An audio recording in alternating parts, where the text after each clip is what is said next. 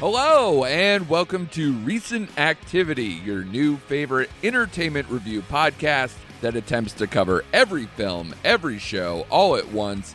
I am your co-host, Andrew Morgan. With me, as they will be every single week, are a couple of guys once described as if Siskel and Ebert and a wolf had a baby. Co-host Chris Frodel. Ow! And Shane Beauregard.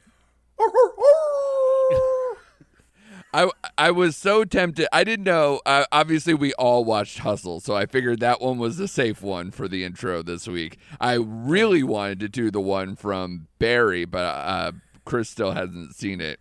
A little. I'm sorry. Yeah, so a little Chrome fuck number 9 would have been amazing, but you need to see the episode. We'll get there on that as well. Later on in the show, we will venture into the nerd realm to cover the premiere episode of Ms. Marvel, as well as updates on Obi-Wan Kenobi and the boys. But up top, we will cover the biggest movies of the weekend and a major TV finale on this week's Recent Activity.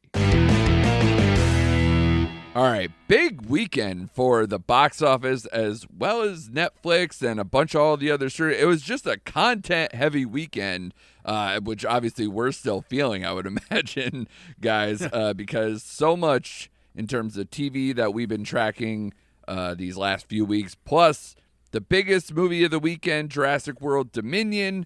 Netflix had Hustle. We're going to get to all that. And, of course, we were already talking about the Barry finale. So let's start with Shane here because, as he put it to us earlier, we left him holding the bag by having him see Jurassic World Dominion. We were like, yeah, man, we're all over it. And then he was the only one. So this is a tough beat. But you, honestly, were the person who was jazzed up to see this movie. It was the reason why it was on our top 10 most anticipated summer movie list because you had it so high that it ended up getting in. Your fault. I know.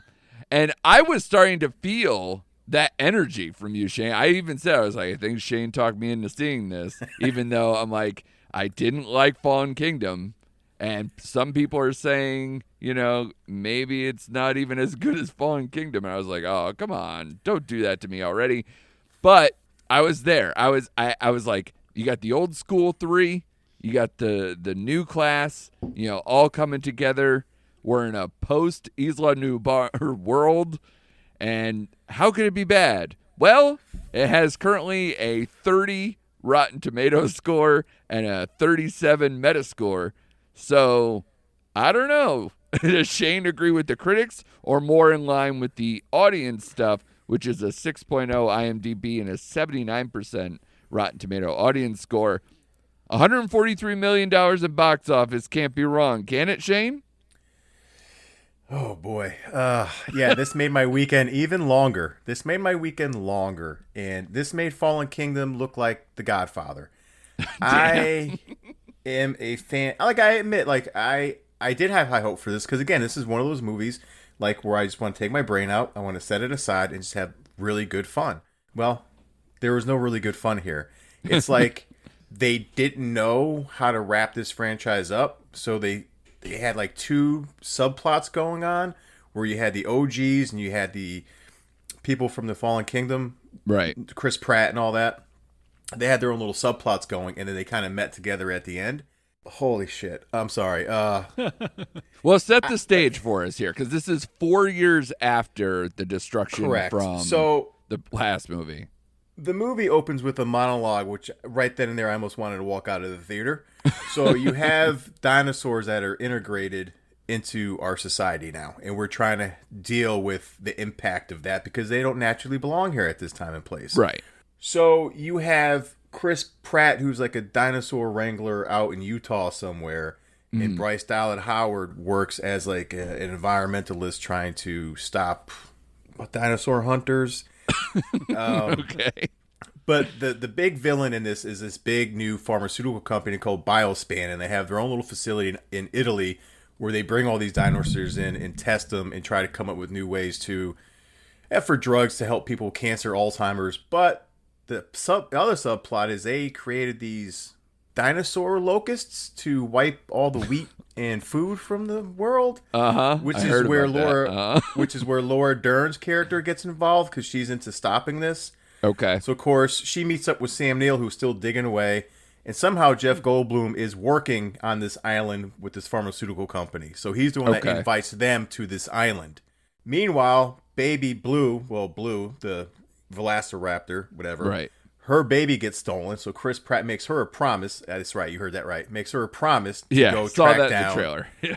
Correct. And then there's a Maisie, who's a clone from the from the Fallen Kingdom, which I forgot there was a cloned human in here. Everybody did. Yeah.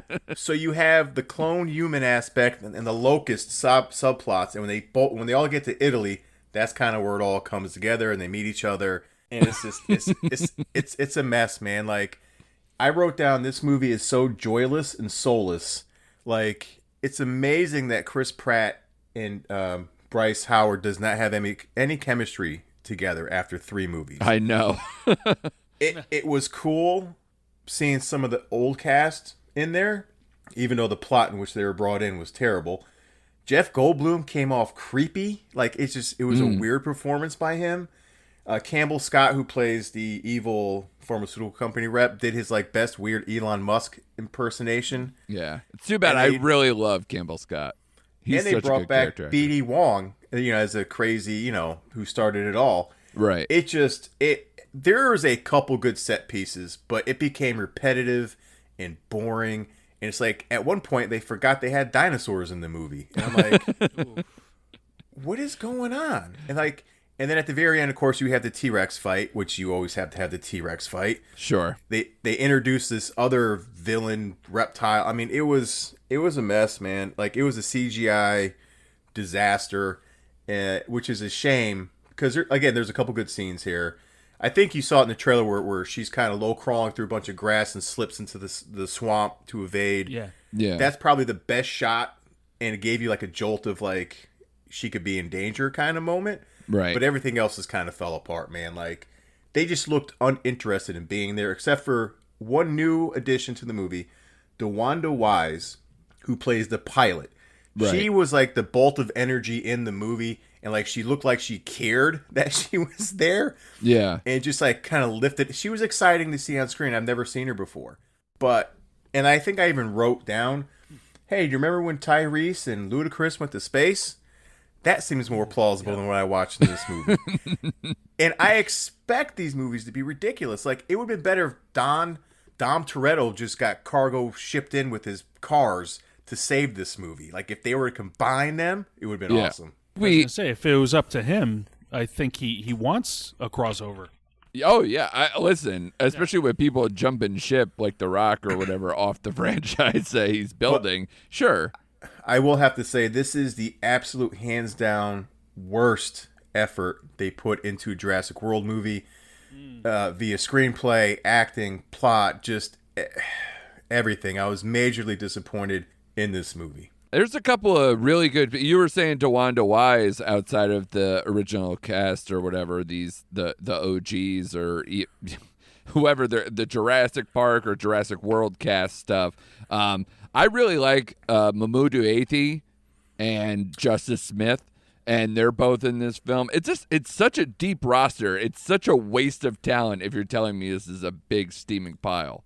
It is. And those last 2 actors you mentioned, because I wrote them down, but they weren't in it enough. Especially Jesse Smith. He has 2 scenes in it, maybe. And the other one you pronounce, I'll butcher his name. Mamoudou Athie? Yeah. Yeah, he was a driving point in one of the twists towards the end, but he still wasn't in it enough. And I enjoy seeing him on screen, and it's they wasted him. Yeah, he was in uncelebrated, but or at least underrated Netflix movie Uncorked that I liked a while back. So, and he's gotten some steady worth. Sorry? He was the sommelier? Yeah, he went to school for it, tried to do that whole thing. Yeah, I liked that movie quite a bit. So that was underrated for me. So I was looking forward to see what he was up to in this. But yeah, it's a shame if they kind of minimized him too. But again, deep roster. There's so many things, so many people, so many added dinosaurs. You got a bunch of, they're all over the globe. It seems like they're in different climates and everything else. So it's wild. Yeah, I keep hearing about the ice set piece and the set piece that, as I noted in the trailer, looks like when did they start shooting a Jason Bourne movie and just add dinosaurs?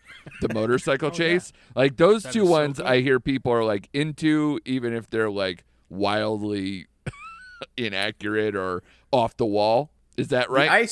The ice scene was actually pretty cool, and it was a shorter scene.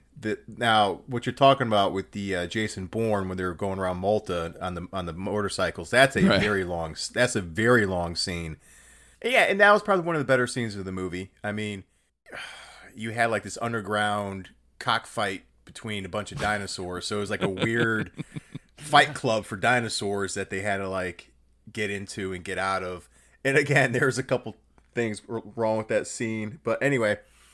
You have to like Bryce Dallas Howard again. Not does she only run away from a T-Rex from the last movie, but now she's just running away from velociraptors on rooftops, and I'm like, oh my god. That's what I mentioned from the commercial. I was like, she's outrunning velociraptors. Yeah, like it was ridiculous. And anyway, like one of Chris Pratt's buddies from this Fallen Kingdom, now he works for the CIA or whatever. So we're like, oh, we can get you closer to Maisie if you work with him, but you got to stay away and let them do what they're going to do. Next scene is Chris Pratt like taking the binoculars from him and is like setting up targets with him. I'm like, what the hell? Like it jumps all over the place. The editing, there's editing issues with this movie. It just falls flat.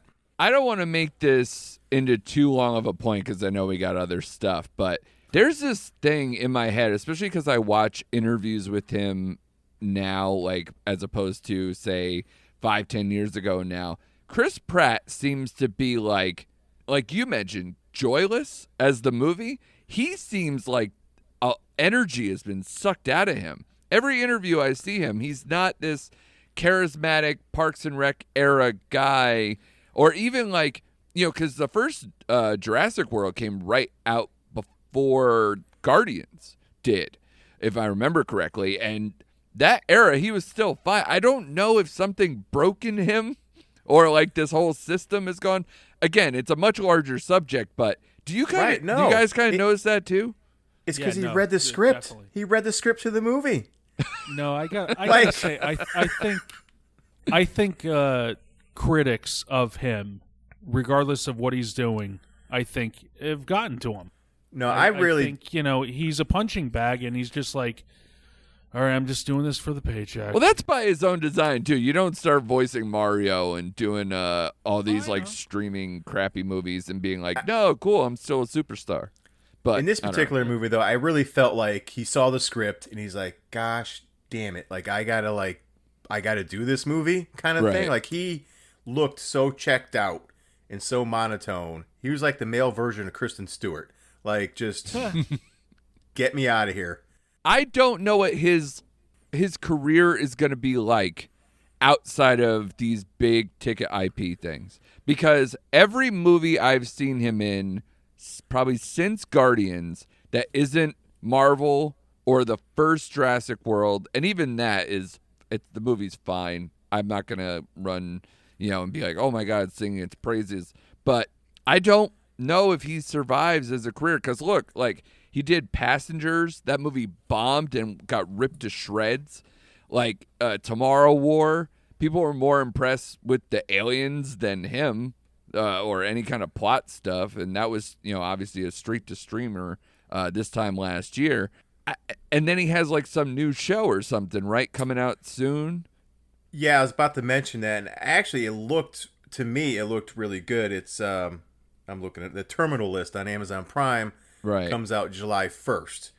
And actually that looks like it has some legs. So I think that might be, I don't want to say what makes or breaks him, because it looks like a good test to kind of see how he exists outside of these universes that kind of like prop him up anyway. But God, he was so charismatic in the first Guardians that I was like, this guy. People were like borderline being like, can this be like a new Harrison Ford or kind of like an update on the Robert Downey Jr. stuff? Any of those things, like these charismatic leads who can be funny. And he lost all the charm. I don't know where that went. I don't want to like kill his career or anything, but from what he joined himself to, I'm not that impressed. And I don't know if I consider him up with, definitely not with the other Chris's. No. I would even take Pine, maybe even more at this point. But like Evans, Hemsworth, all those, like they're above him to me right now, especially even outside of their respective characters or universes. But so this is a big thumbs down for you, Shane. It's a step down, you said, from Fallen, like a big step down from Fallen Kingdom? Yes. Wow. A big step down. Yeah, a big step down. I gave it a 2 out of fall, 5. if you will. Yeah, I gave it a 2 out of 5 just because I was feeling generous with seeing the OGs and getting some nostalgia feel. But they even killed that aspect of it, too. I was like, okay. So, yeah, out of respect, I gave it 2 out of 5. But it is the worst, hands down. And if I don't see it in the movie theater, is it going to probably go down for me? No. Because again, they didn't utilize the movie experience with the way it was directed, and a lot of it, like they missed out on a lot of opportunities here. So it does not need to be seen on the big screen. Period. Okay, that's a big red flag. Then that's the reason why you try to give that a chance, man. Because gosh, I don't know, man. Poor Colin Trevorrow. I guess for a guy who made Safety Not Guaranteed, which I thought was so fun, charming, like a quirky indie sci-fi thing that went through Sundance and everything else.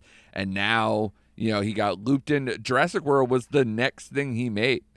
And then he tried to leave and go do Star Wars. That didn't work out, and then came back and now did this one after producing the second one, I believe. Gosh. I hope he goes back to maybe a more basic approach, maybe hooks up with something. But yeah, unfortunately he's the writer-director on this, so he's going to take a lot of heat for it, and I don't know where his career goes from here. Maybe that's what made him not get the Star Wars. It was just like, yeah, you know what? We don't like your vision. Maybe he'll go turn to Bryce Dallas Howard and be like, so how'd you get to direct those Mandalorian episodes? Yeah. I'd like to probably do one or two of those, see if I can get back in. But yeah, that's Jurassic World Dominion. Unfortunately, a lot of negative scores on that, and Shane is right in lockstep with those. But the biggest streaming movie of the weekend is Hustle, the new Adam Sandler movie, directed by Jeremiah Zager, who is a Philly hometown guy. I think that's how he got the job, because this whole movie is largely around the Philadelphia 76ers and the city of Philadelphia, so that would make a lot of sense. About a basketball scout, played by Adam Sandler, who discovers a phenomenal street ball player while in Spain and sees the prospect as his opportunity to get back into the NBA. Though at that time he was working in the NBA. I don't understand that synopsis too much, but not going to get into the weeds. But part of the charm of this is the cast. Adam Sandler, Juancho Hernan-Gomez, obviously former NBA player, current. Is he in the NBA still? Current. He's still in the NBA. Yeah. He was on the Spurs, right? Because they got in the trade in the mid-year, right? Right. Yep. And then Ben Foster kind of plays the quote-unquote heavy, the villain here in a way, in the front office of the 76ers. Kenny Smith plays a much bigger role than I thought any of the NBA players outside of Hernan-Gomez was going to play. Anthony Edwards playing basically the other villain that I thought worked really well. We'll get into that in a minute. Queen Latifah is also here. So it's a pretty deep roster, not to mention like cameos by a million other NBA stars and also NBA personalities like Mark Cuban and the like. So a lot of stuff. And obviously they got a lot of these people because it was produced by LeBron James and Maverick Carter. So a lot of connections to get this going. I'm sure it was very much blessed by the NBA. Chris, I will start with you, sir. Positive scores throughout the land here. 7.4 IMDb, 68 Metascore, 92% on Rotten Tomatoes. Both ways, audience and tomato meter. That's pretty impressive. What did you think of Hustle? I just want you all to know a little inside basketball. I was a little late to recording because I was doing a pickup game. So. Oh, okay, yeah. You look sweaty, but you always kind of look sweaty. Is the inside podcast stuff right there. I saw a pickup game. I didn't participate. Right, No. You know what? Those scores are appropriate because I said to Shane earlier, I believe this is the best Netflix has provided in, I can't remember. It's been a while. We all kind of enjoyed Senior Year on some level, but that's obviously a notch. It's a very different movie, we'll even say that much. But I agree. Yeah. It's been a minute since they produced something, probably since last Oscar season. Because I was trying to recall, a movie that was enjoyable from beginning to end. Right. And Hustle achieved that. Yeah. And then some. I love when Sandler can act. Yeah. He can act. I say, well, a lot of people say, he makes movies with his buddies so he can go on vacation. Yeah, a lot of people do. Yeah. I say he made Hustle so he can play basketball with real players. Well, that's probably not far-fetched at all because I remember all the stories coming out of Uncut Gems because he had Kevin Garnett in there too. And obviously I think they even have a scene where they're playing at the Garden or one of those. And I heard that he would play like in between scenes, or if he had downtime, he was just playing basketball all day. So, and he still plays pickup all the time. I saw him on, I believe it was Jimmy Fallon, and he told a story about he was playing pickup ball, and he was like really going at it, but the guy who was defending him was so starstruck, he just didn't know what to do. And he's like, "Hey man, it's okay. I want to play. I need to get a sweat. I'm trying to do this just for exercise. So just give me the goods." And the guy turned to me and he goes, Are you Ben Stiller? And oh God. Yeah. So he didn't even get it right, and he was still couldn't even defend the guy. So I thought that was a funny story. But constantly playing ball. He's in previous efforts he's gotten Dan Patrick to appear. Michael K. He gets Shaq. Yeah. He dips his toe into the sports area often. Yeah. But it is funny that the real sports figures, you knew that they weren't actors because they couldn't act. They were very stiff with their delivery, but it didn't matter. Yeah, the story is what drove this whole movie. I love the camaraderie between Adam Sandler and Bo Cruz because that's a lot easier to say than his real name. Yeah. But again, you guys keep on saying Anthony Edwards was in this. I did not see him. He's Kermit. Him. He's like the. No, I know. Oh, okay. I was playing a joke because Anthony Edwards. Right. Talk to me, Goose. Yeah. Yeah. So I'm not the biggest sports guy. I'm really not. But I can appreciate a really good sports movie. As long as the heart is there, it doesn't matter what's on screen. Yeah. It's relatable. It's, you root for the underdog, You really felt for him, that everyone kept on harping on, oh, he's trouble. Oh, he's assaulted someone. He's bad news. You're supposed to, let this be known before, the NBA even looks at him. And I'll tell you, it's just you want someone to just shout from the rafters. I have this kid. Yeah. He's going to be great. Just watch him play. And it was so well done. I really enjoyed it. I was beaming throughout the whole thing. Yeah, it combines not only a lot of Sandler's interests, but a lot of the things that I like about Sandler in this movie. Like, even in his lesser comedies, he's always still really good as kind of like a family man and like a strong presence, kind of as a father figure. And he gets to kind of double dip with that in this movie because he has a daughter that he's trying to, shape and mold and stay close with. And he also has this 22-year-old NBA player who he gets to kind of step in when he had an absent father and kind of play that role too and shepherd him in his journey into trying to get into the NBA. Shane, I know we are both diehard Celtics fans who do not like the 76ers in any way. So maybe the entryway wasn't exactly going to go smooth in that regard. Got to turn your brain off and this is only a movie kind of thing. But at least, not to spoil things, there is some Celtics stuff at the end that makes it more positive.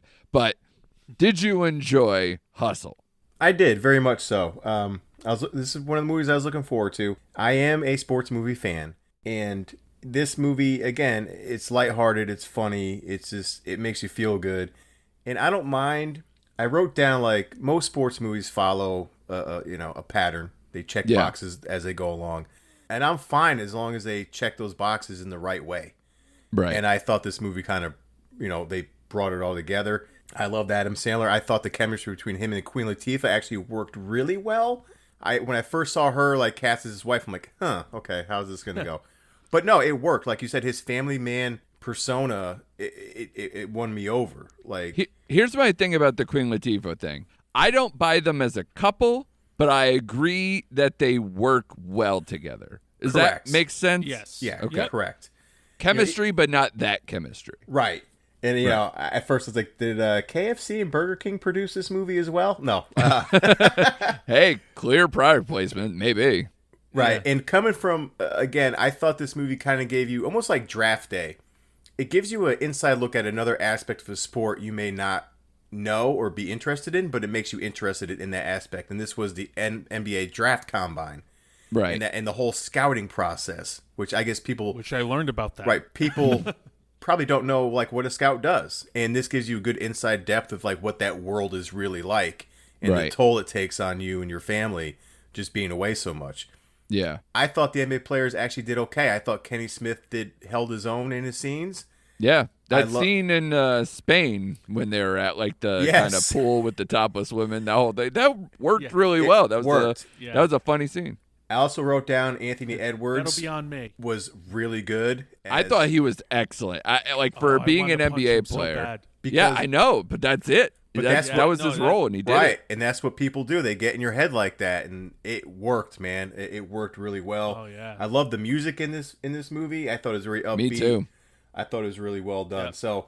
Shout out to Dan Deacon, who did the score. He's like a big-time musician. I liked his stuff over the years, and now he's starting to get into composing. Started doing some documentaries, and now has done this movie. He's doing a good job. Yeah, so it was one of those movies that I think is very rewatchable on my end. I could see myself sitting down and watching this again.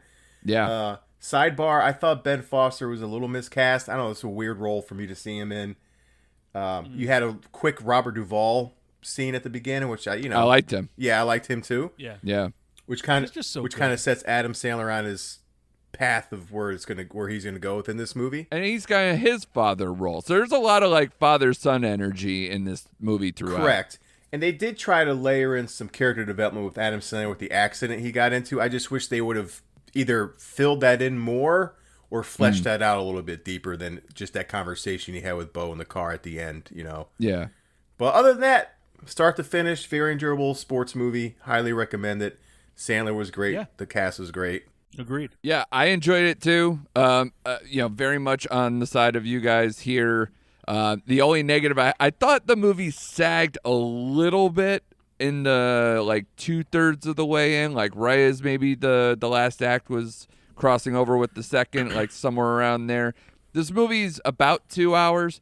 It's probably about right, but they could have, like any other movie, you could have shaved maybe some. Yeah. The problem is with this process, I guess, that he has to go through. That first half of the movie is excellent because you're just going through all of Sandler's drama. Now you're getting into Hernan Gomez's drama, Bo's drama, and now you're getting the Rocky montage stuff with, like, climbing up the hill and doing all the drills and all these things to, like, hone the craft, and then all the scrimmages to kind of set up the villain. All that stuff is really good. And then there's, like, obviously there's going to be a lull because there's, like, challenges that they have to do, and at one point it just dips a little. But overall, this movie is very good. I enjoyed it a lot, and as you said, rewatchability all over the place. And, as long as I don't have to see Adam Sandler rubbing Queen Latifah's feet, I was thoroughly entertained and completely on board. What's that yellow thing? Yeah. But what's amazing, too?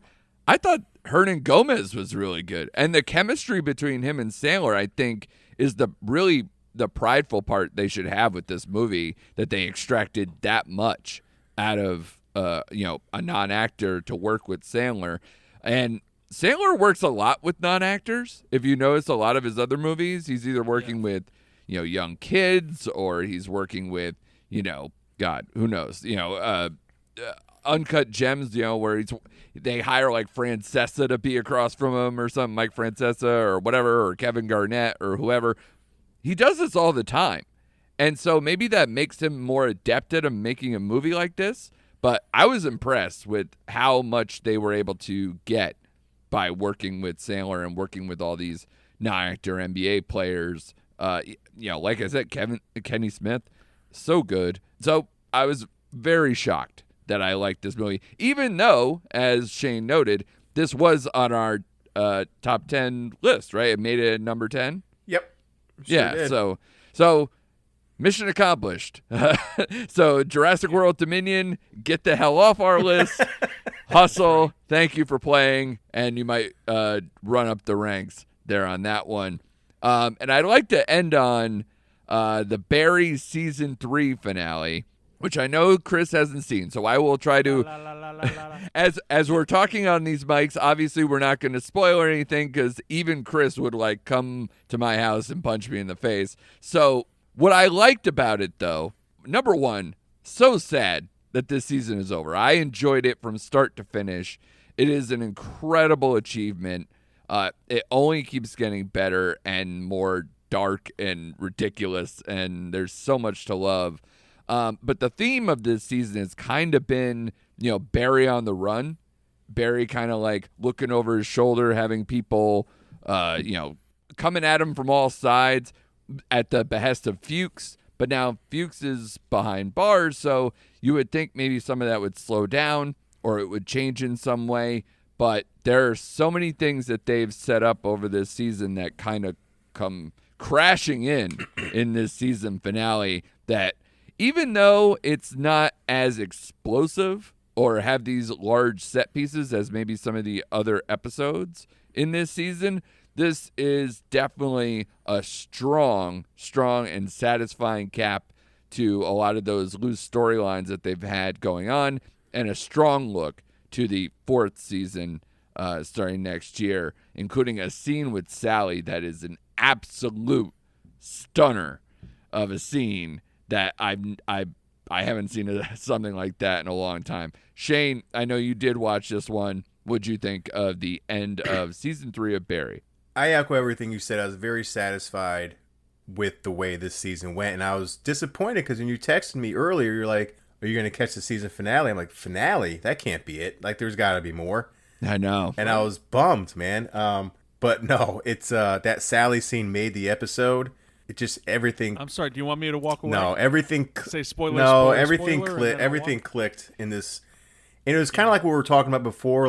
Man, he's it gave me that Dexter feel towards the end. It did. It really did this one. Yep, and I'm like, okay, so it does set you up for season 4, but you're like, man, how are they gonna turn this around? It just. And the Sally character, I just wish she would fucking die at this. Excuse my language. I wish she would die at this point because of what she did towards the tail end of the episode. I'm like, you rotten B word. You know what I mean? Yeah. But sure. The whole Henry Winkler, all his stuff going on too, and it was just great. It was great. It's hard to talk about this without spoiling stuff. I'm sorry. It's just, I know. We got to talk around some certain things, but no. Well, I was asking, does it stick the landing? And you guys seem to say it does. It does. I looked it up because it does seem like it's a quick season. It's it's already over. Yeah, was it 8 episodes? 8 episodes. Maybe? And half hours. So half an hour. Yeah. I wish this show was 45 minutes. The other scene that we didn't talk about, and it's not spoiled, we won't go into it, but I love the scene where his ex-Marine buddy catches up to him when he's doing It's powerful. Yeah, it's very powerful, and it's very realistic. I mean, that scene, Yeah, it was just very powerful scene. And I honestly didn't know which way it was going to go. And I was pleasantly surprised of how it was going to go. And the interesting thing about the finale, because this whole season, we even said, I think Chris actually said this on the pod, there's not a lot of Barry for a lot of times. And with a finale like this, you're going to get way more. And not only way more, but all the storylines that kind of like were floating around him are now just crashing into each other. So you get these little wrap-ups or these little scenes, but God, Hader knocks it out of the park for so many of them. And a lot of these smaller characters, which is why I think the only thing that doesn't fully work for me, and I know they put it in there because it's more comic relief or outlandish or whatever, is the Cristobal and NoHo Hank stuff, because it's like, again, not going to spoil it for you, but it's again put in there to be more outlandish and to kind of break up all the heavy stuff that's going on with Barry and the kind of comeuppance that's happening to him all at once. So when you do watch it, Chris, maybe we'll touch on it briefly on here, or we'll talk off mic, but I think the way it ends and the kind of the wink and the nod that happens, that kind of you've been dragged through all season, I think is something that is remarkable television. And I think this season, because the shows that we've been keeping track with, or the ones that we mentioned in our top 5 episodes, which was one of the first ones we did, I put Barry again at 5, but obviously it would be way higher now because it was only the first episode out at that point. Yep. But of all the shows we've been tracking, like, gosh, I put a poll up on our Twitter where it was like, choose between, The Boys, Stranger Things, and Barry. And obviously we can mention other ones, like Minx was my number 1, I think was your number 1 too. Yeah. So TV has been tremendous this year, and we're only in mid-June. So I can imagine, and we haven't even finished Stranger Things or The Boys. So, gosh, we are being blessed right now with some amazing TV. I will. Yeah. Sorry, no, go ahead. I was going to say, and I will touch upon the fact that Barry isn't prevalent this season just goes to show you that the show is just as good with its other characters. Yeah, it's so deep. You get to see Sally's journey. You get to see NoHo Hank's journey. You see Fuchs, ebb and flow into the situation, kind of like needling characters. Yeah, Kusanov, sure. Kusanov, like, oh my God, his journey. So it's like, yes, it's called Barry, but it's beyond just one person. Yeah, and not only that, like all the themes of the Hollywood business structure and acting class, like all the things that they've done all the way through, they've worked great. And even like the cop, like the police in this scenario, how awesome that is, and the Raven thing is it's ridiculous, but it's great. And then obviously now bring in his buddy who's FBI, I believe, right? I think FBI, yep. So that whole jurisdictional back and forth thing is so good too. There's a lot to love in this season, and it'll be really hard to pick between, Stranger Things season 4, especially not knowing what's to come. But gosh, for this one to be the first one at the finish line, woo, boy, so good, so amazing. And when we come back from this break, we're going to talk about even more TV from The Boys, Obi-Wan Kenobi, and the premiere of Ms. Marvel. Stay tuned. Hi, I'm Mike. And I'm Dave. And join us every Thursday for a new episode of Two Player Bros, a podcast about two guys who play way too many video games. Join me and Dave as we talk about the latest in Xbox, PlayStation, PC, and VR news, previews, and reviews. We have it all, and we play it all. And join us every other week for Post Game, where we play through and dive deep into our favorite modern classics and new releases. That's Two Player Bros, available every Thursday wherever you get your podcast, part of the Forgotten Entertainment family.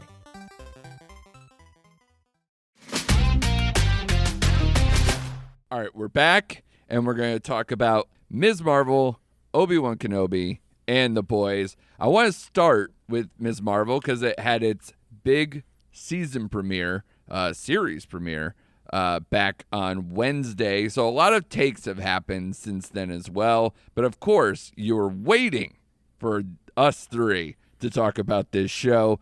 It is, of course, about Kamala Khan, played by Iman Vellani, and her family, and obviously her worship of all things superheroes, but of course, mainly Captain Marvel. It's an interesting show. It's a New Jersey-based show about this, teenager who's trying to figure herself out. It's very much a coming of age, but then, of course, as expected with any other Marvel show or comic book show, she then learns that she has polymorphous powers. Excuse me? Yes. I'm thinking of being polymorphous myself. But obviously there was a big much to do about how she got her powers, the differences between the comic books. I didn't personally care a lot about any of that. I just wanted to come in and be entertained. The things that stuck out to me with this one, some positives and negatives. I felt like this, just watching it, I turned to my wife and I went, is this show like super low budget to you? Because it felt like it didn't have that same kind of cinematic feeling that all the other Marvel Disney shows have done. And so it kind of like was jarring that it felt more like TV. Like it felt like the CW version versus like some elevated like Netflix streamer, prestige TV version. I also thought that the look of the show also reminded me a lot, especially early on, of Spider-Man Homecoming, which I think is going to be mainly kind of the blueprint for a show like this, because it's also a high school set, coming of age superhero movie, kind of learning, and growing into yourself and your powers kind of scenario. So I thought it had a lot of those hallmarks as well. It's, of course, based on the comic books by Sana Amanat, who is also a credited writer on the show. I believe she had a lot of hands-on presence in terms of making this show, alongside showrunner Bisha K. Ali, who was also a writer and story editor for Loki, and now coming over and running Ms. Marvel. Chris, I'll start with you on this. I don't know, because you're obviously, you're very involved in promoting people reading comic books. You read a lot of comic books yourself. Obviously, you've been called Mr. Marvel to various degrees. Did you read the run of Ms. Marvel that they're kind of basing this on? Did you have any expectations for this show based on that? I didn't, and I'm coming from the perspective of, treat me as a new reader / watcher. Okay. And tell me who this character is. Hashtag the 4-Color campaign really promotes reading, and I started reading comic books, and it made me a better reader of other subjects. Yeah. As well as a storyteller myself. I tribute all my upbringing of reading comic books as the person I am today. Yeah, you wouldn't be a host on this podcast. I wouldn't be so eloquently spoken. No. Edit that out. So, no, when I heard about the show, I was like, it's not a character that's for me, but maybe they can sway me in a certain way. I do like a coming-of-age story. I do like the basis of all hero stories, heroes' journeys. Mm-hmm. And Kamala Khan is no different. I'm in regardless. Show me a good time, I'll stick with it. Yeah, especially these 6-episode shows. We've kind of talked about that, where it just, before you know it, it's over. And in fact, I'm curious to know, Chris, do you think that this was the right strategy for releasing it? Because even Obi-Wan got 2 episodes to drop, even in a short 6. I felt like this, I know how the first episode ends, where it's really kind of like the culmination of like getting her powers and using them. But I felt like, to get to know her and maybe get to know this show, I felt like I wanted at least one more before it went weekly. I would say maybe they should have made it 8 episodes and, drop the first 2. Right. Get a better feel of her. I stuck around after the credits of the first episode, and then, they have a little stinger. But also, after it, they said, there's like this 5-minute behind the scenes of who the character is, a little backstory to her. And, that was fine. But if I didn't watch that, I'm in the same boat as you, wondering, who is this character? Right. Do I have to wait another week? It's 6 episodes, and, they really should delve in a little bit more than what we're given. Right. But, that's just my nitpick. Sure. And I, of course, as far as like the small stuff, I really want to listen to the Scott Lang podcast as an avid podcast listener and obviously as a host. I really want to see who he gets on. Is it all just superheroes, or is it all just, he invites celebrities and then he's telling superhero stories? So many things to unpack with a good Paul Rudd hosted podcast. I would do instantly. Yeah. Which, by the way, complete sidebar, Conan O'Brien Needs a Friend, that podcast, the Paul Rudd episode, is hilarious. So if you love all that stuff, check that out if you have the time.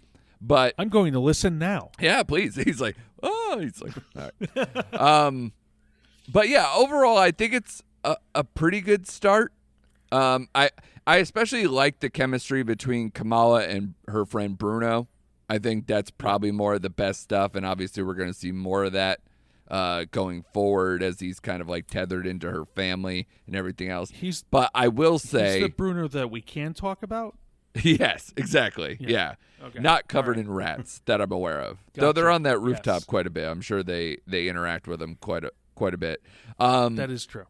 But I will say that at times, even in just one episode, I did find myself a little bored at times, or kind of checking the phone, second screening a little bit, which is not great.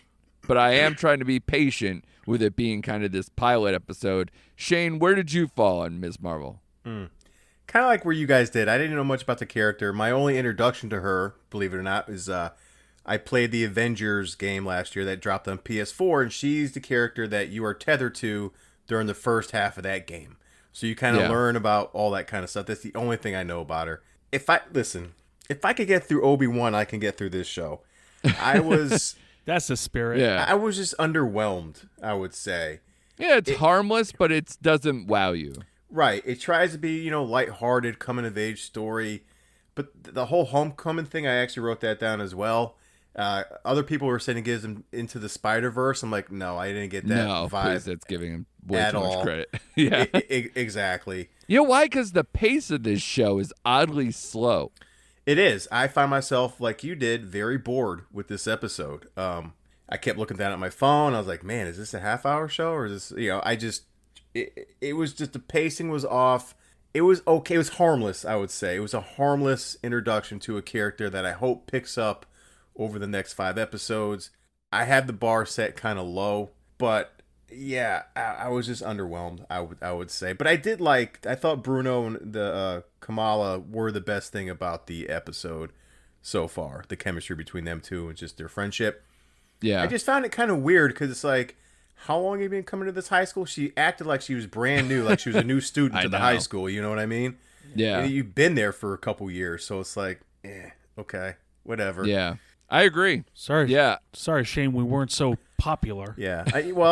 And like you said, I felt like this was a CW superhero show, like Arrow or early seasons of The Flash. I mean, same production value from what I saw. Yeah. Yeah, I don't know. It's just a different look. I just couldn't fully put my finger on it, like why was it so different? But yeah, I think maybe they also kind of, it's so much brighter and glossy than maybe some of the other Marvel shows too, for good reason in terms of tone.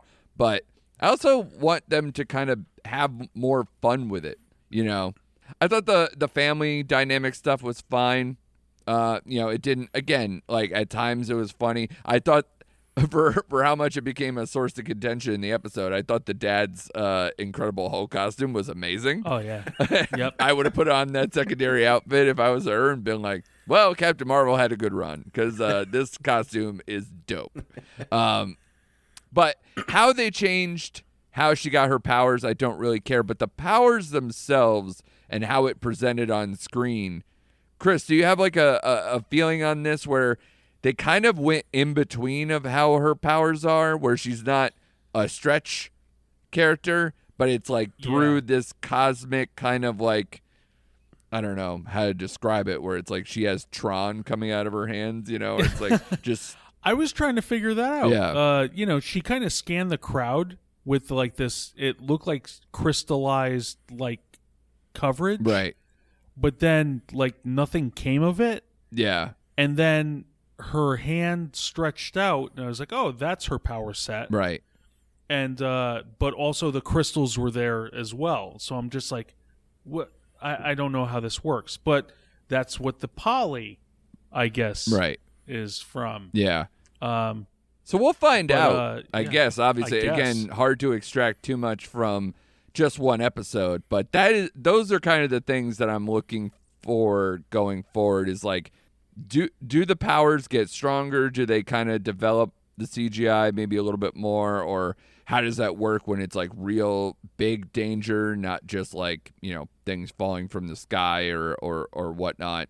That'll be interesting. And kind of also, who is the villain here? How is that going to evolve too? I was wondering that. For 6 episodes, we're not really diving into too much besides just her to kind of start this mission. So we'll see. We'll see how that goes. But I want to kind of move on to a show that I think is in full gear, which is The Boys. Their latest episode on season 3 came out on Friday, and holy crap. the continued convergence of the whatever it takes mentality to stop Homelander, combined with like the escalating violent payback and mental terrorism from Homelander himself to everyone, is so compelling. I can't take my eyes off him.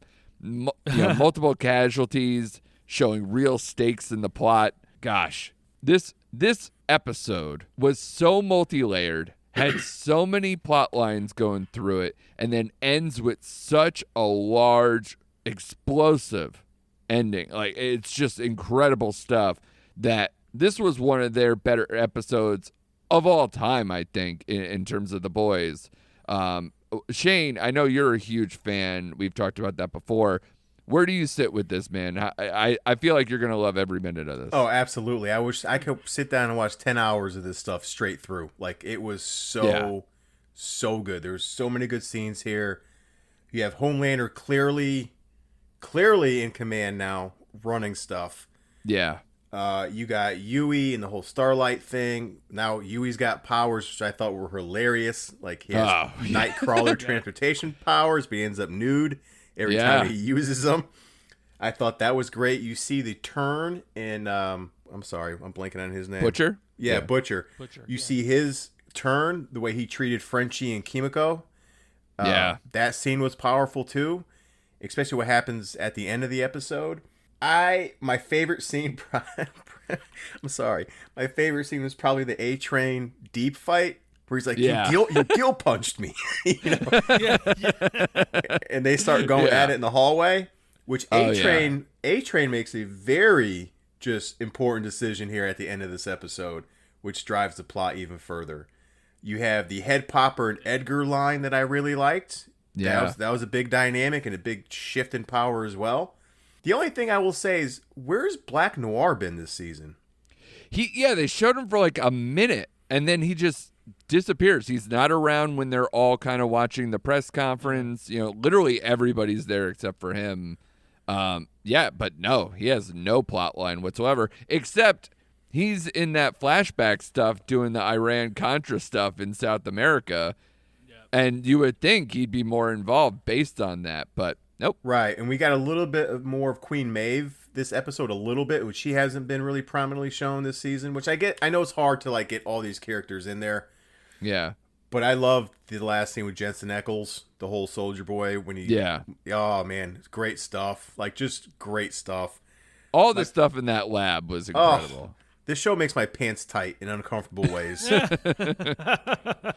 But the Kimiko thing, you're right, and Frenchie and all that stuff, even though, God, this episode was so packed. I keep thinking, like, oh, but from last episode when Kimiko went undercover, where I was like, wait, no, that's all the same episode. Yep.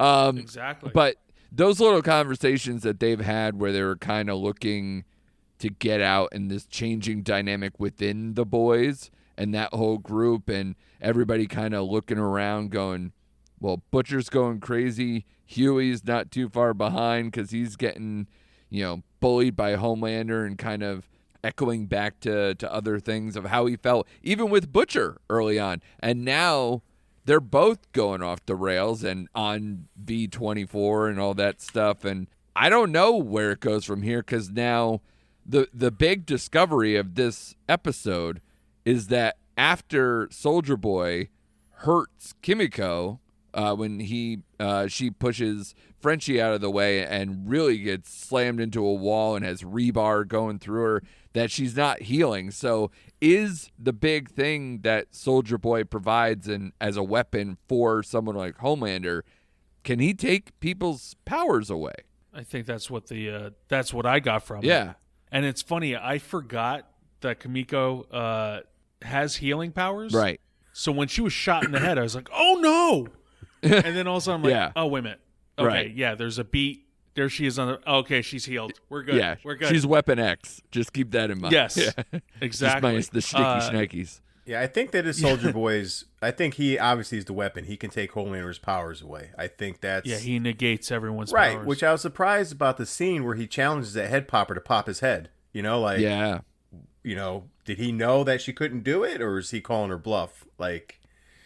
I just think he's just off the rails. Like, he is unhinged. He's just like, I am the biggest, strongest, nobody can touch me character, and just challenges it all the time and gets off on it.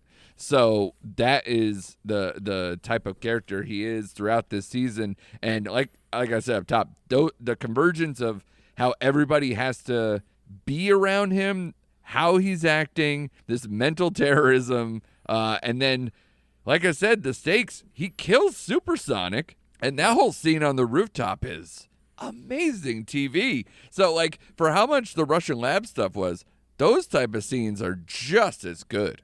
Yeah, I like how Starlight was like, no, I'll just walk home, or I got a ride, don't worry about it. He's like, no, let me fly you. Yeah. And then he brings her up, and it's like, oh my God, what is he gonna do? And then he shows it. Yeah. And it's like, Jesus Christ, what is that pulp of a person over there? Yeah, and an excellent bookend between the scene with Huey, where she kind of, her eyes start to light up and she kind of threatens Homelander to keep him away, and then to get on that rooftop and her eyes light up, and he basically is like, no. You can't do that. This isn't going to get there, and if you do anything to me, Huey is as good as dead. So that whole thing and how she backs down is the fact that that's in one episode. Is incredible TV. Also, I thought the Stanley Edgar Homelander scene at the end was also very impactful, because, like, as strong as you are, you're still coming to me for approval because you're insecurities. I thought that was a great scene, because Stanley Edgar, you can tell he's not scared of Homelander at all. Like, he just walks around, talks to him however he wants to, and he just kind of just walked out of the... Yeah, he kind of walked out of the room and was like, you still need me. As much as you don't think you need me, you still need me. I thought that was a great scene as well. Like you said, so much stuff in this episode.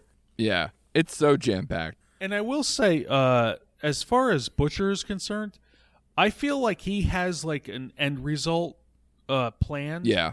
But he's just not the person to like say, here's what I have planned. Let's do this, and this. No, he's going to go off like, doing it himself, and then everybody comes along. But that's the thing. It's like at this point, everyone's just like questioning what he's doing, what his end result is. And they feel like he's going off the rails. But he's just not saying what's on his mind and what his plan is. Yeah, we're only halfway through, right? Yeah. Correct. So I'm just assuming that, he's still a team player. He just doesn't know how to express himself to his team. Yeah, You for sure. I'm definitely looking forward to this Friday for whatever the fallout. Again, they just dropped 1 million bombs. So just to even follow through on all the storylines they have set is enough to fill an hour. So I'm definitely looking forward to that. Any other comments before we take Obi-Wan Kenobi behind the woodshed again? No, let's do this. No, the boys are awesome. So, that's all we can say. Yeah, like I said, when I put that poll up, I don't know how I'm going to be able to choose between Barry, The Boys, and Stranger Things, and let alone who knows what else is going to come through. We can like them all and hate them all. I mean, it just, Yeah. there's a lot to choose from, really. It's, It is. like you said, TV is doing so good. It is. It's the movies that are in question. Well, we'll get there. I mean, obviously, Marvel's got more to say. We got so many big movies of the ones in our top 10 most anticipated summer movies. Go back and listen to that episode. Yep. But, yeah, let's get to Obi-Wan Kenobi in an episode that on a lot of my notes, I like to write down positives and negatives, and usually I start with the positives just to kind of get through those and then kind of make little nitpicks. I actually started with the negatives on this one because they're so easy. It's so easy. I mean, between the Leia interrogation scenes, I think hurt me the most. They were just so brutal to watch, and they're really pushing this Leia's been a Jedi all along agenda that they've had since they did the 7, 8, 9, and now kind of want to go back and act like nothing happened in between, and that we're just going to start from 10-year-old self. God help me if they make either a season 2 of this show or a spinoff of Leia. So help me God, if they do that, I will go ballistic. Because I don't want to see 10-year-old. I don't care about teenage. I don't care about anything until we get to New Hope, and I will just watch that. So keep that in mind, powers that be, because obviously you care about my opinion. But those were, I think, Chris, what'd you say? They were like bad cop with no stakes or something? Like you described it something like that to me, those scenes. So what my problem is that, like, she was interrogating a child. Yeah. Like, you want adult information from a child, and it was like, tell me what I need to know. Please tell me what I need to know. It was almost like, please just come on. Yeah. Come on, just tell me. Yeah. Just tell me. Come on. And I'll give you candy. Yeah. Just tell me. And then when she would try to, like, either feed her a lie or try to convince her, like, it was just so painful. It was so bad. Like, I've defended, even for how bad this show is, I've defended Moses Ingram.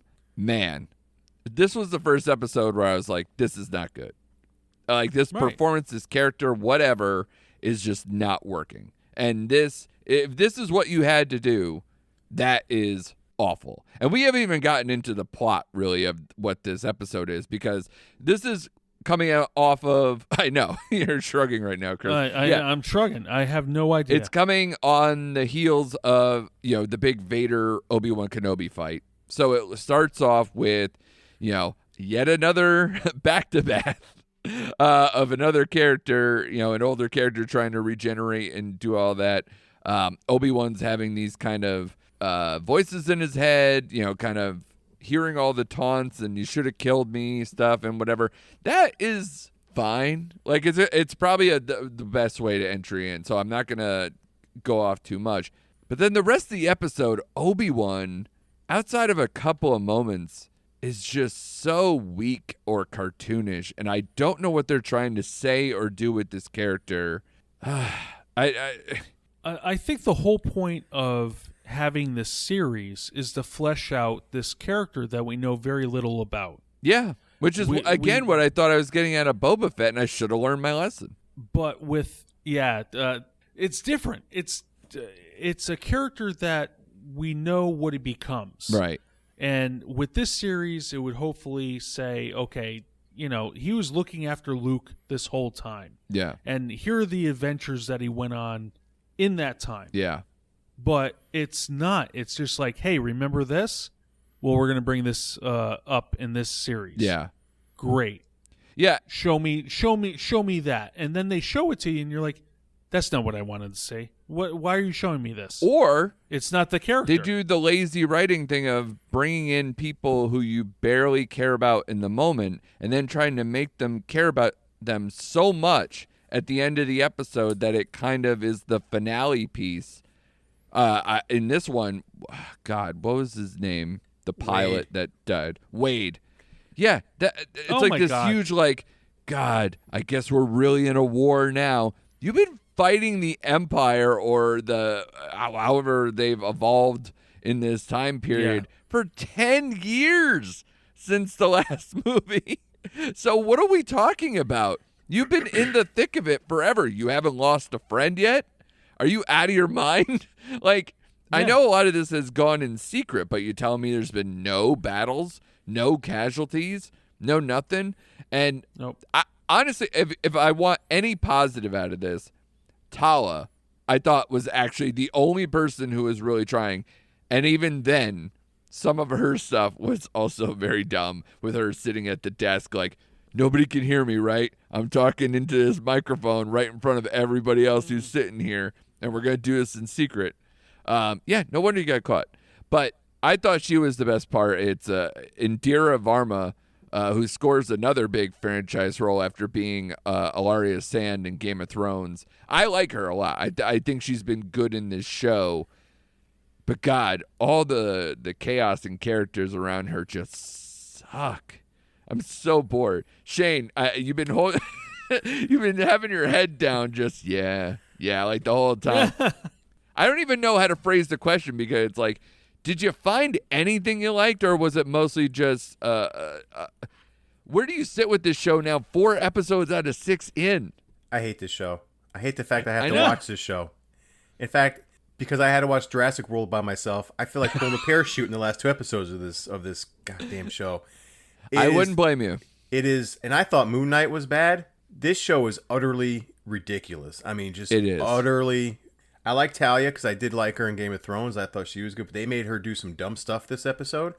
Yeah. Like the one, not even talking into her wristband, but like someone called her out and she went behind like this little thing, took the guy up. But wasn't there someone sitting like right next to her? Like, you don't know there what's was, going on. And then he wasn't there when she sat back down. I was like, what happened? Yeah.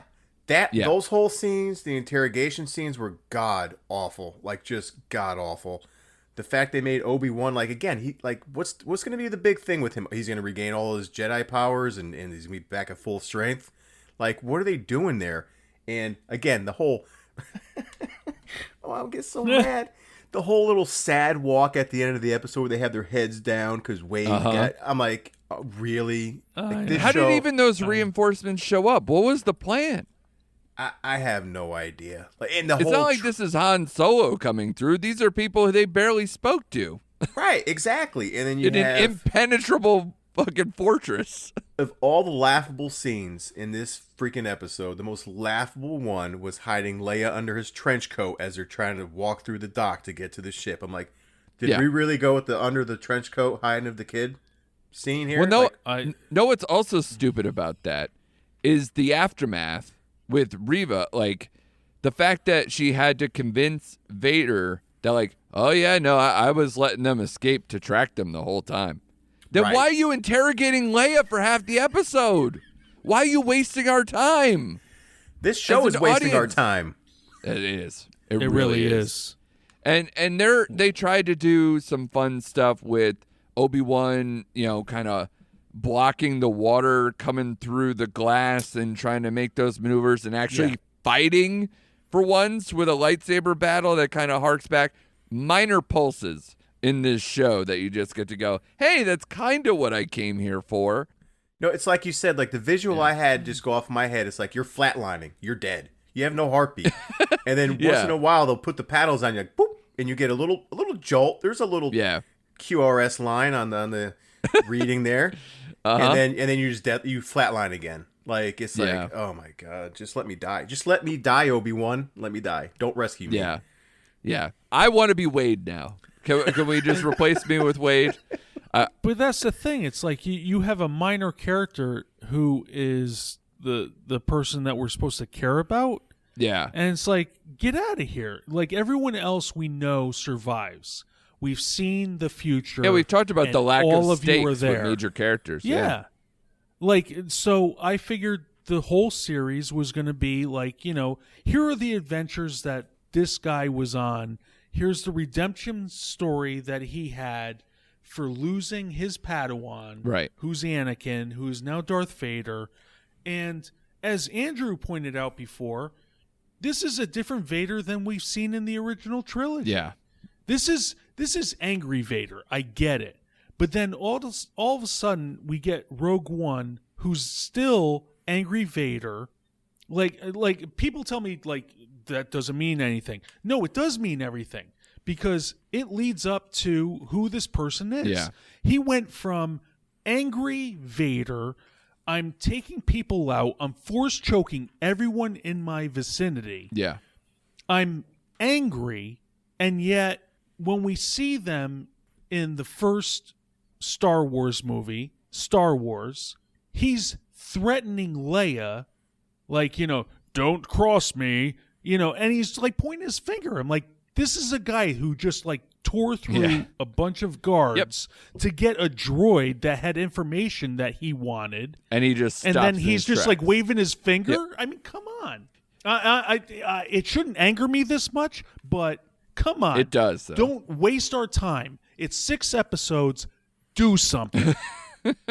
And I don't even know what I'm supposed to feel comes next. At least in an aftermath of a Vader Obi-Wan fight, I go, well, cool. We're going to just ramp back up until we get to the next one. I don't know what next episode is. Everybody's back in tow. That's all it is. And of course, they always do this where they add like another character, and I'm like, holy crap, that's O'Shea Jackson. That's Ice Cube's kid. That's fucking, you know, straight out of Compton right here. And he does barely anything.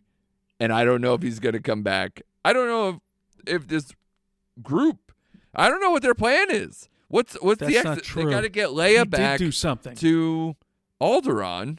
But I outside of that, where does Vader fit into that? Where's the propulsion here for being so late in this series? I don't know.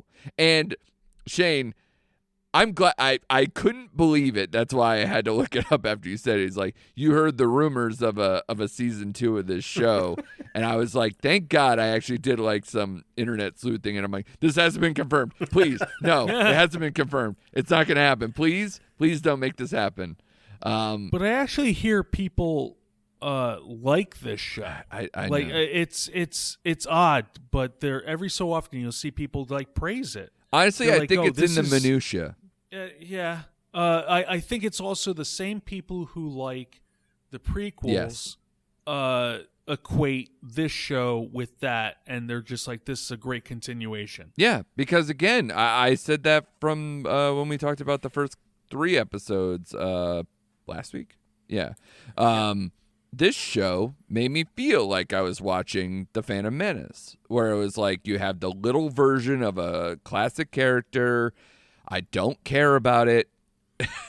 You know, at least it didn't like bog down into testing Leia with midichlorians or whatever. Like we didn't get Oh my that God. deep, but you know, a kid who I don't like the performance, largely annoying, that, you know, goes on adventures with Jedis where it kind of softens and lowers what I think is cool about Jedis in general, and goes on adventures that I'm not really fully bought into or fully don't see the vision for, with characters that I know survive. You know, it's that whole vibe all over again. And they didn't even add someone cool like Darth Maul or something to like distract me from the fact that this is not that good of a movie or a show. So I don't know. I'm with you, Shane. I will say I will say we don't have to talk about this show next week. I will give us that out. Oh, thank you. We can wait for the you. finale and just be like, listen, we finished it. We'll get last licks. But God, I am not going to just come here every week. I don't like talking about stuff I don't like, quite frankly. And if I'm already 4 episodes into 6 out of 6 and I don't like it by now, I'm not going to like it. So I will. Yeah. I was going to say, I will say for our listeners, we may be bagging on the girl who plays Leia, Vivian Blair, as being terrible. Child actress, we can't stand. But know this. I used to hate Ryan Reynolds in a little series called 15. Mm-hmm. Now I'm like, that's Ryan Reynolds. I know what I'm getting with him, and I enjoy his presence. Sure. So she may turn into that. She's going to turn into nothing. So sorry, this is this is the she only may. thing she'll I'm ever just do saying. in her career. Unless she's they do being set up to fail. Unless they do an Obi-Wan season 2, that's the only thing you'll ever find her stop in. that. She needs to go away. Don't put it in the ether. I have no problem. Don't put it I in have the no ether. problem calling bad kid actors out for being bad kid actors. She's terrible, and she needs to go away and go back to school. Wow. Well, the same thing could be said about Ryan Reynolds, but we know how he turned. Yeah. Shane's more leaning into the kid who played young Anakin, who is now like in jail for like stealing a car and like getting into a massive accident or something, like vehicular manslaughter or some crazy shit. Yeah. Yeah. Oh, the jokes from that day when his mugshot went through it. Oh my God. It's not good. But I don't like to see the destruction of people's careers or whatever, but man, the internet can be hilarious sometimes, and that day was one of those. But that's it. We're done with the nerd realm for today. We'll obviously revisit many of these as Ms. Marvel's just getting going. The boys, I don't mind talking about every week, even if it's just a check-in to be like, this show's great. I don't mind doing that every week. And especially we've kind of talked on the side. Next week's a little light, Spiderhead on Netflix with Hemsworth before we get into the big Hemsworth stuff with Thor: Love and Thunder weeks later. So that's a nice little appetizer for that. And then Cha-Cha Real Smooth comes out on Apple TV Plus. That was my number one of my favorite movie of the year when we did the top 5 of the year so far. So yeah, we'll be checking in on all the TV stuff, doing all that. Don't know if we'll get to Lightyear. Sorry, Pixar fans.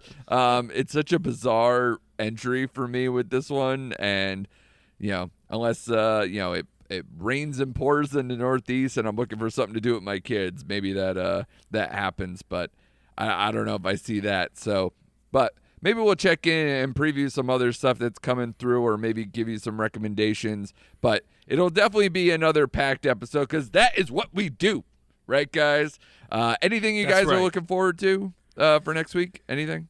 I'm looking forward to Buzz Lightyear. No, I'm kidding. No, just hopefully catch up on the stuff that I needed to for this episode, but I didn't. Barry being one of them. But I just I'm gonna go with the flow. Light week, do what I wanna. There you go. Little vacay for Chris. I recommend you guys check out Cha-Cha Real Smooth. I hope you guys I will. do. I think outside for me personally, outside what we normally talk about, I'm at the halfway point of Physical Season 2 on Apple Plus TV with Rose Byrne. Yeah. Another very underrated show that some people should definitely check out. Definitely worth your time. Yeah, I Rory Scovel's in that show too, right? I Correct. love that dude. He's Yep. so funny. I don't know if he gets to be funny in that show, but he's a good actor for being like another one of those like came through the comedian improv level and now kind of doing some more serious stuff as it goes along. So I might check that out. That would be awesome. So much to cover. As per usual, we will do our best to give you, as we always know, every film, every show all at once. We're kind of doing that right now, so I think we're sticking to it. But as always, a great time with you guys. Great talking to you. And, of course, come back next week for more recent activity.